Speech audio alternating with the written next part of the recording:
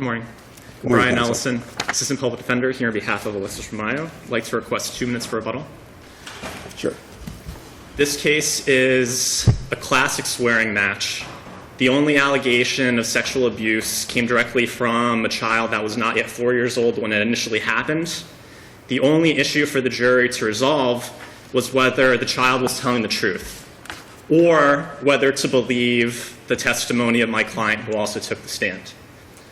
In that kind of case, it is always extremely prejudicial. It's never a harmless error when the state impermissibly has an expert witness with all of their aura of authority, with all of their training experience, to come in and testify about their opinion as to the child's credibility. Especially someone like Dr. Lambert.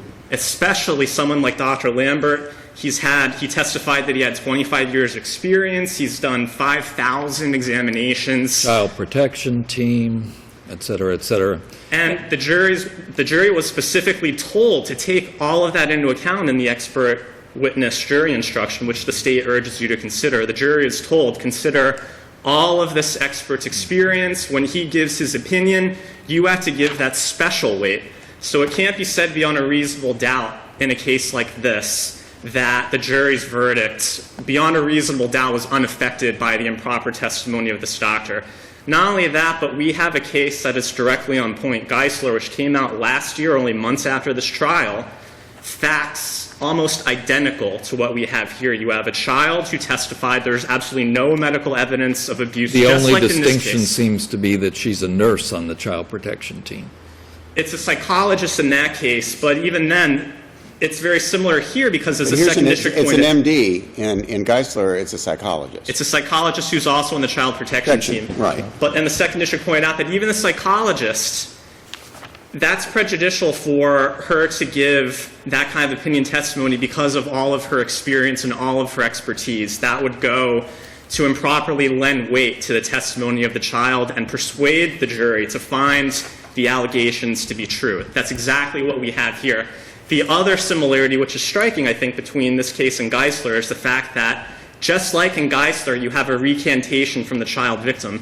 And even beyond that, in this case, we have not just the recantation. We have an allegation that the assistant state attorney involved in the case actually tricked her. That was the word that the child used, tricked her into taking back the recantation. And that's why she was crying. And that's why she was crying when the psychologist who had left the room came back in to speak with the child. So on these facts, I don't think there's any doubt that this was improper testimony. If you add that to the reference to the police reports that were not before the jury, you have a whole bunch of stuff together that presents a problem in this case. Couldn't agree more, Judge. And unless there are any more questions, I'll save my time for rebuttal. Thank you, counsel. Mr. Glade? Good morning, may it please the court. Douglas Glade, counsel on behalf of the state of Florida. The state would submit, first of all, as to this issue that there wasn't preservation, as I set forth in my brief. There's like 10 pages of argument by But Mr. defense Glade, counsel. even let me ask you a question. Even if there was preservation, how do you get around Geisler, which to me is just almost on all fours. Maybe it's on 3 3/4, but I mean it's just right there. How do we get around Geisler? Well, Your Honor, the doctor here was, under the law, is allowed to give his opinion. When you look on page 577. But his opinion that he's allowed to give is what? What opinion is he allowed to give in this situation? That what he observed, and that what he was asked, if you look on page 577, he's asked, is what you observed consistent with the allegations that were brought?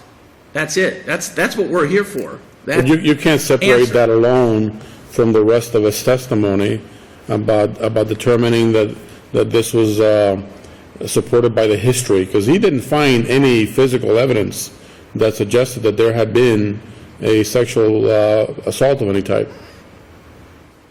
Correct. No physical evidence. Correct. Right. So then how can you say what he observed or what he saw? Isn't he? Go ahead. Go ahead. Oh, I'm and sorry. answer. No, it's just, well, obviously an examination is what you see and what you hear. And as far as pediatrician, it's by looking and it's by listening. So it's by ears. To a couple of other people that were not involved in this, has any court ever found that this type of diagnosis by history is accepted by a scientific community so that it can be offered in evidence? Well, Your Honor, that was really not, I don't Seems to me believe- like it's a little different from your typical expert testimony. Correct, but I don't think that's, I think the record we have here really doesn't, it's not clear from our record.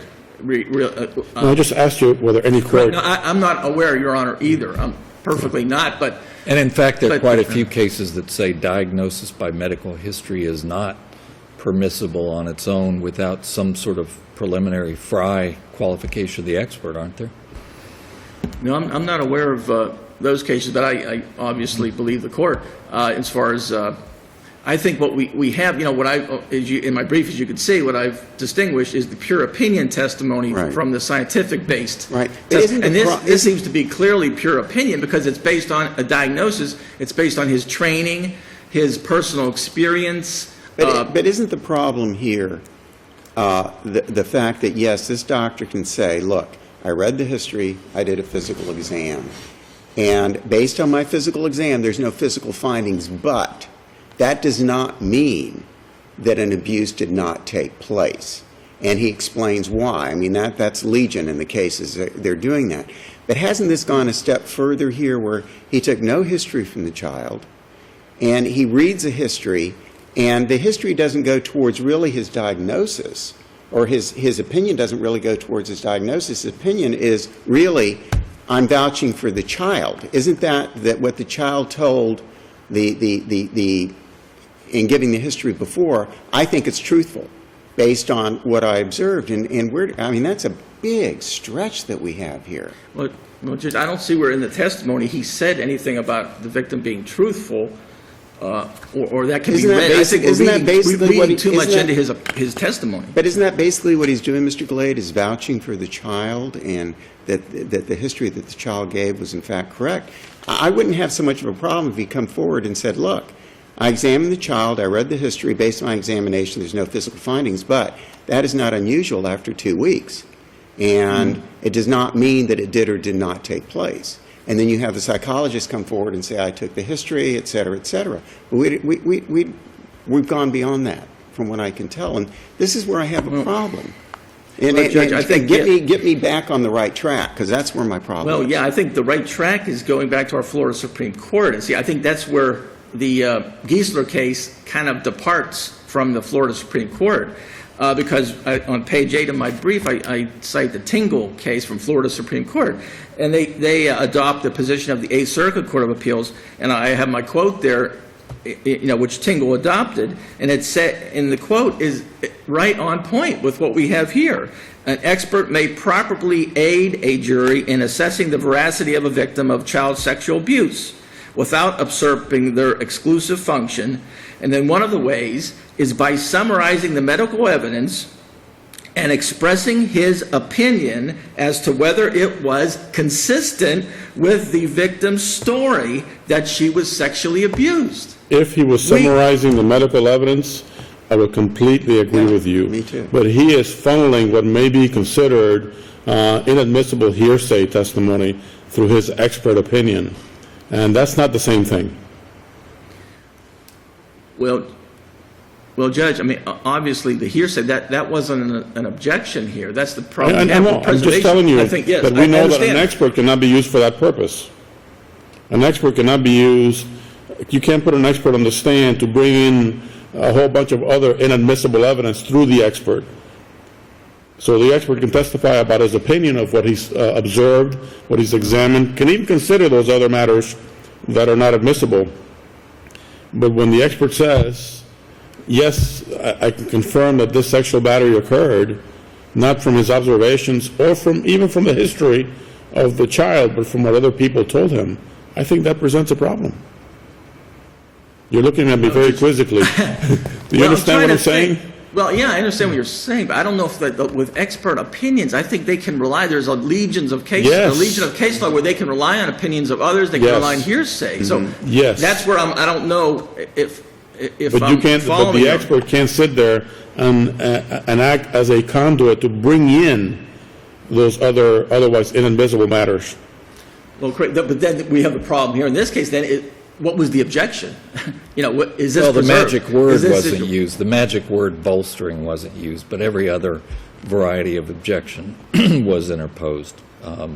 So I think Well- the problem you have is that this looks like a very close case in which there was lots of conflicting testimony and evidence, and then you have the doctor on the child protection team, much as the advanced nurse, registered nurse practitioner, MD, did in the Geisler case, and cloaked with all that authority and those wonderful credentials, says that they believe the child.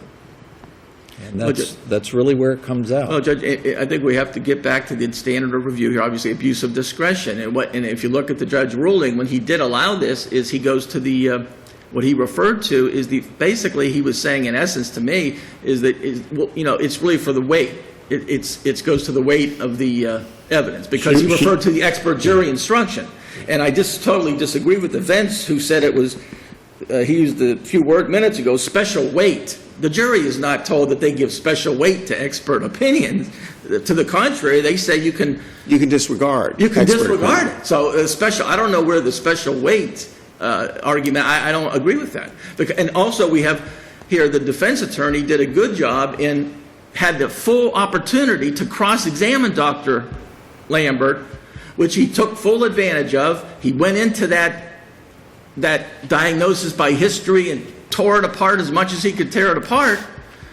And he just, in closing argument and everything else, and we have that, when you combine that, the good job done by the defense counsel to try to discredit Dr. Lambert, with the jury instruction that tells experts, a jury, that you can just disregard an expert's opinion. You don't have to necessarily agree with, if you don't think there's weight to it. If we follow that argument, then Well, I think it gets you to harmless error, what I'm no, saying. the issue of the expert would never be objectionable, because the jury will always ferret it out, and the jury will always take care of it. Either they'll believe him or not believe him. There'll never be an issue for appeal involving an expert, if we follow your argument.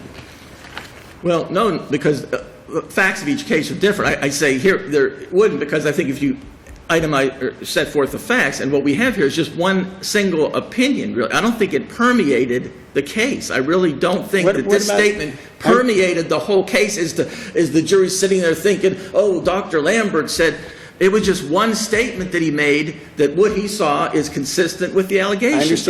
I understand what you're saying. I think we're putting too much, obviously, as maybe Right, sometimes appeals. I understand what you're Yeah. saying, but let me tell you where else I'm coming from. I think the problem here, compounded with the statement made, I think during voir dire, or it may have been during opening, I can't remember which one. Yes, voir dire. Where it was, because of the rules of evidence or something, I can't show you the police reports, but there are police reports.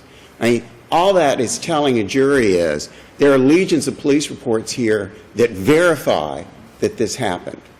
And I mean, that you can't do, but if that were the only thing that had happened here, we may have a different situation. We have that, we have the problem with the expert. I mean, it's just one thing compounds the other. I mean, you can't go before a jury and say, you know, rules of evidence won't let me bring this in, but I've got it. What are you inferring to a jury? Well, yeah, Judge, as far as that, the only thing the state would argue, as I said in my brief, there's really nothing, it was isolated, and we don't know the nature of police reports. I mean, that's what your question presupposes, is it's something incriminating. And police reports can be... No. Mr. Glade, let's be perfectly honest. What that statement does is infer to a jury that I've got police reports here that substantiate that this child was abused, but because of the rules of evidence, I can't show them to you. So what you've done is you've sent a message to the jury saying, police have verified this. Jury's not sitting there going, well, you know, police reports can be one way, they can be the other. You know and I know what that is sending a message to the jury, and you can't do that either. Now, whether that's reversible in itself is a different situation. I'm just saying, in my mind, we've got a lot of things that compound here Right. that present a Well- problem to Well, us. I think the key thing, as you said, reversible. I think the key Right. thing here, what we have is a quick curative instruction, where the judge said to disregard it. Well, the defense says that it wasn't Instead of a enough. mistrial. Yeah. The defense says that it wasn't enough, that it's not enough. You know, once the bell is rung, sometimes you can cure it, sometimes you can't. In this case, the jury was left with the impression, that, you know, the court's not going to let me show you these things because they're not admissible. But these police reports really tell us that this guy did it. And that's, how do you cure that? Well, Your Honor, that's in the trial court's discretion. Now, the trial court's sitting there, and he has a choice I of agree with either you. mistrial or I a agree with you. curative. Yeah. I agree with you. So that's what But we're. now we're the at, problem what is when you put it all together, Correct. what now? You have Dr. Lambert, you have the police report. Well, if you tie, right, if everything is considered an error, then there, you know. So you're conceding that we should reverse this? Well, no, I just want to make sure you're still paying attention. no, definitely not, Your Honor. But I just think abuse of discretion is obviously the key, and that the test is whether some reasonable judge could have done what this judge did, and it's not whether we agree or whether we if we were trial judges would have done something differently. It's whether what this judge did was unreasonable, and I don't think at that stage of the proceedings, we're talking voir dire. You know, jury hasn't even been selected yet. I think a reasonable judge could say, okay, I have a choice, mistrial or a curative at this stage. I'm going to go with curative. I really don't think that's unreasonable at that stage of the proceedings. Gotcha. Now, at this stage, at the appellate, but at any rate, I believe, unless the court has any further questions, state would rest. Thank you very much, Mr. Clay. Thank you. Ms. Shelton, any rebuttal? I just have two brief points, and they go to harmless error analysis. Dr. Lambert was the only witness and the most credentialed witness who ever took the stand that testified about this child's credibility. All the other adults that spoke to the child simply reiterated what they were told. He was the only person that told the jury she's telling the truth. He's the only person that vouched for the child's credibility. We know that this was a jury that was wavering their decision because of the verdict. They found my client not guilty as to count 1 and guilty only of a lesser as to count 4. So it can't be said beyond a reasonable doubt that this jury was completely unaffected by that improper testimony. This jury definitely gave weight to that. I think that their verdict reflects it. Unless the court has any further questions. Thank you. Thank you, counsel.